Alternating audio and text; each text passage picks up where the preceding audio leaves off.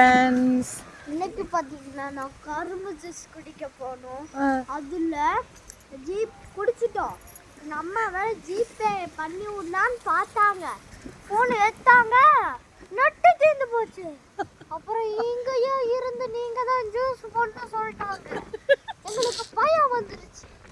அதுங்காட்டி நாங்கள் எங்களோட மாமாவுக்கு ஃபோன் பண்ணி, எனக்கு மாமா, உனக்கு அப்பா, எந்த அப்பாக்கு?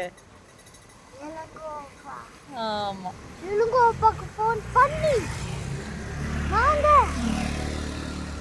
காசை வாங்கல ஜிபே பண்ணிவிட சொல்லி அவங்க ஜிபே பண்ணிவிட சொல்லி அதுக்கப்புறம் தப்பிச்சு வந்துட்டான்.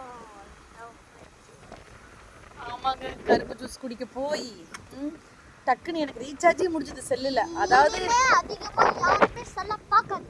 இதுங்காட்டி தான் ஜிபேவை நம்பி போக கூடாது. ஜிபேவை நம்பி போக கூடாது. கையில எப்பவுமே பர்ஸ்ல காசு எடுத்துட்டு போகணும். சரிங்களா? அதுதான் ஜிபேவை நம்பி போனோம்னா இப்படித்தான். ஏதோ அவர்கிட்ட இருந்தங்காட்டி 60 ரூபாய்ங்காட்டி பரவாயில்ல. அமௌண்ட் ஜாஸ்தியா இருந்தா என்ன பண்றது? அவங்க கரும்பு ஜூஸ் குடிச்சிட்டு ஸ்கேன் பண்ணும்போது நெட் இல்லை.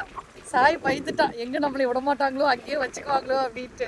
அவங்களும் பரவாயில்ல போப்ப, நம்மளதான் தெரியுமே, அதனால நாளைக்கு வாங்கிக்கலாம் அப்படின்னாங்க. இருந்தாலும் தர்றேங்க்கா அப்படின்னு சொல்லிட்டு அங்கேயே உட்காந்து மாமா கிட்ட சொல்லி மாமாவுக்கு ஃபோன் பண்ணி, மாமா நான் சொல்கிற நம்பருக்கு ஜிபே பண்ணுங்க மாமான்னு சொன்னதுனால ஒரு 60 ரூபா போட்டுட்டாரு. அதுக்கப்புறம் தான் நாங்கள் வந்தோம்.